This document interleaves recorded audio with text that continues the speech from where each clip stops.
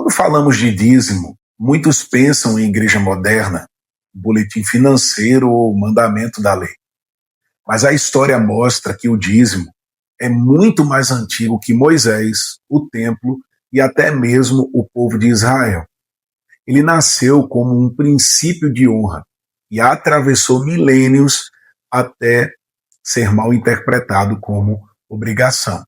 Muito antes de Abraão, povos da Mesopotâmia, da Suméria e da Babilônia já tinham o costume de separar uma parte de suas colheitas ou dos seus despojos de guerra como tributo a seus deuses ou reis. Essa porção costumava ser 10%. Por quê? Porque o número 10 na antiguidade simbolizava totalidade moral e equilíbrio. Era a fração que representava o todo consagrado. Era comum que os vassalos dessem 1/10 dos frutos ao seu suzerano, em sinal de submissão e gratidão. Quando Abraão oferece o dízimo a Melquisedeque, ele não está inventando um novo rito. Ele está redefinindo um símbolo conhecido, mas agora dirigindo ao Deus Altíssimo e não a um homem ou ídolo. A cultura tinha o gesto. Abraão deu o significado. Como nós lemos em Gênesis 14, Abraão retorna vitorioso e encontra Melquisedeque, rei de Salém, sacerdote do Deus Altíssimo, que o abençoa com pão e vinho. Nesse contexto, Abraão separa a 10ª parte dos despojos e entrega como reconhecimento. Ele está dizendo, em linguagem de honra, não foi a minha espada que venceu, foi o Senhor quem me deu a vitória. Assim, o que era um costume político de vassalagem se torna um ato espiritual de fé. Abraão transforma o dízimo de um imposto a um altar. A história registra o gesto. A fé revela o propósito.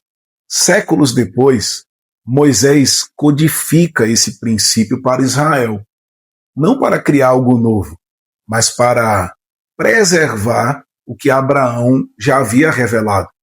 No contexto da lei, o dízimo passa a sustentar a estrutura levítica, o culto e os necessitados. Nos profetas, ele é lembrado como símbolo de fidelidade. E em Jesus, o princípio é purificado e elevado à graça. Ele diz: deveis fazer estas coisas sem omitir aquelas. Ou seja, o princípio permanece, mas a motivação muda.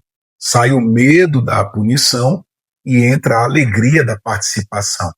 Os primeiros cristãos continuaram o padrão da entrega proporcional, mas chamavam de ofertas das primícias.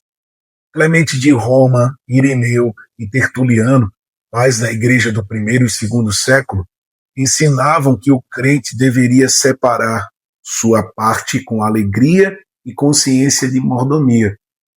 Nos séculos seguintes, o termo dízimo foi institucionalizado, mas o espírito original de fé e honra sempre foi o núcleo do princípio.